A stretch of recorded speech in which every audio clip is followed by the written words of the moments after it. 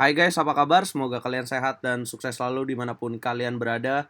Teman-teman, sayang sekali dalam lanjutan Olimpiade Catur Dunia di Chennai, India, tim Indonesia Putra harus menyerah di tangan tim unggulan Serbia dengan skor tipis 2,5 1,5.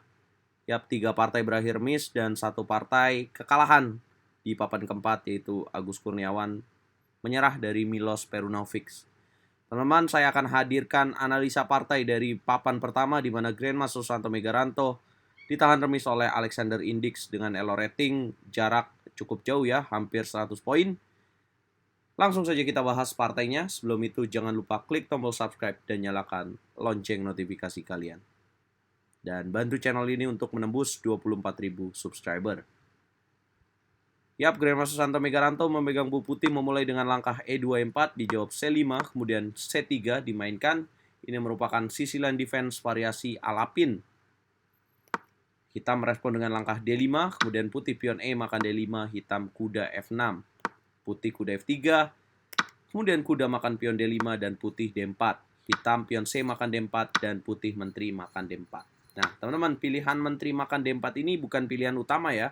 Karena dalam pilihan yang banyak dimainkan oleh putih dalam posisi ini adalah pion C makan D4. Nah, apa latar belakang yang membuat Grandmaster Susanto Megaranto memilih makan dengan menteri? Sepertinya Grandmaster Susanto Megaranto cukup pede untuk langsung bermain dengan endgame ya. Kita tahu bahwa kemarin Grandmaster andalan Indonesia ini menang dengan cara luar biasa, dengan permainan endgame yang luar biasa melawan pecatur dari Luxembourg. Nah, setelah menteri makan D4, hitam merespon dengan kuda ke petak C6, ancam menteri. Putih gajah B5, kemudian hitam A6, gajah makan kuda C6 skak, pion B makan C6, dan rokade pendek. Kemudian Alexander Indix melanjutkan dengan langkah E6, putih C4. Kemudian kuda ke petak E7, terjadi pertukaran menteri, raja makan menteri, dan putih benteng D1 skak. Raja kembali ke petak E8, kemudian putih kuda C3, hitam F6. Ya, tidak mengizinkan kuda Grandmaster Susanto Megaranto untuk menempatkan kuda ke petak E5. Ya, Grandmaster Susanto Megaranto melanjutkan dengan langkah ancaman kuda ke petak E4 dengan ide kuda ke petak D6. Hitam merespon dengan taktis kuda ke petak G6. Ya, mengaktifkan penjagaan gajah di petak F8. Putih gajah E3, hitam E5, kemudian H3, hitam H5, putih B3, hitam A5. Ya, kita harus meniru dan menyimak permainan kedua pemain jual beli serangan di fase permainan tanpa menteri ini. Susanto Megaranto melanjutkan dengan gajah ke petak B6 dengan ide benteng masuk ke petak D8. Hitam merespon dengan langkah gajah F5. Putih kuda D6 skak, gajah makan D6, benteng makan D6, kuda ke petak E7 menjaga pion C6. Sebenarnya dalam lanjutan langkah berikutnya ya, Grandmaster Susanto Megaranto dapat unggul dengan cukup signifikan apabila dia memilih langkah kuda ke petak H4 guys. Ya, kuda petak H4 tujuannya apa sih? Kalau misalkan dia jalan raja ke petak F7, maka Grandmaster Susanto Megaranto dapat menukar kuda makan gajah, kuda makan kuda, kemudian mendapatkan pion C6. Nah, gimana kalau misalkan hitam gajah ke petak H7, maka putih dapat memilih langkah F4 dobrakan di sini. Apabila dimakan, maka akan dilanjutkan dengan benteng ke petak E1. Yang ancamannya luar biasa di mana kedua benteng belum memiliki fungsi ya guys. Apabila raja ke petak F7, maka akan ada benteng D7, benteng HE8 akan ada gajah C5. Ini pembahasannya, tapi menarik juga bagaimana jika ditolak dengan E4. Ini pasti akan menjadi pertanyaan bagi kalian. Maka putih dapat melanjutkan dengan gajah C5 dengan ide benteng E6. Nah, sayang ini tidak terlihat ya oleh Grandmaster Susanto Megaranto. Miscalculation. Dan itu wajar terjadi. Karena ini pasti ada pressure juga ya, teman-teman. Kita back to the game. Grandmaster Susanto Megaranto memilih benteng A ke petak D1. Hitam raja F7. Putih gajah C5. Hitam gajah E6.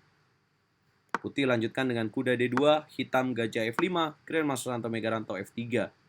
Kemudian hitam A4, putih kuda E4, kemudian hitam pion A makan B3, pion A makan B3, benteng masuk ke petak A2. Santo Megaranto, tarik mundur benteng D6 ke petak D2, benteng H ke petak A8, kuda C3, terjadi pertukaran benteng, benteng makan benteng, dan H4. Ya guys, kembali lagi Grandmaster Santo Megaranto mendapatkan posisi yang slightly better ya, tapi tipis banget teman-teman. Dan kita bisa lihat di sini 29 langkah Grandmaster Santo Megaranto mendapatkan pressure time karena waktunya tinggal 7 menit sementara lawannya 43 menit. Artinya pecatur Indonesia ini sudah berjuang ya maksimal dengan coba berpikir cukup lama teman-teman. Dan harusnya di sini Putih bisa memanfaatkan pion promosi ini nih teman-teman. Nah, tapi Grandmaster Santo Megaranto memilih kuda ke petak A4. Ya, dia sabar ya karena lawan elo rating tinggi juga nggak boleh gerasak gerusuk ya teman-teman. Harus penuh akurasi. Hitam gajah E6, kemudian putih gajah makan kuda, raja makan gajah, dan raja F2.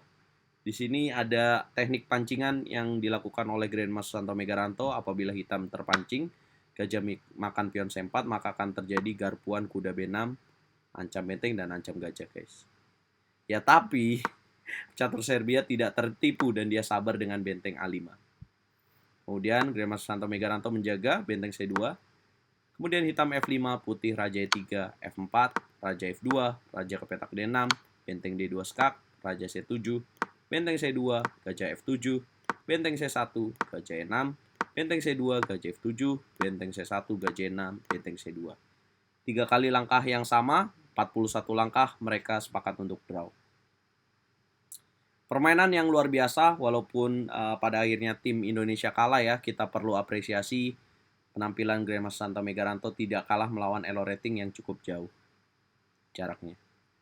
Dan mudah-mudahan tim Indonesia besok di babak ke-6 mampu kembali ke jalur kemenangan. Kita support terus pokoknya. Yang penting apapun hasilnya kita tetap dukung Indonesia guys.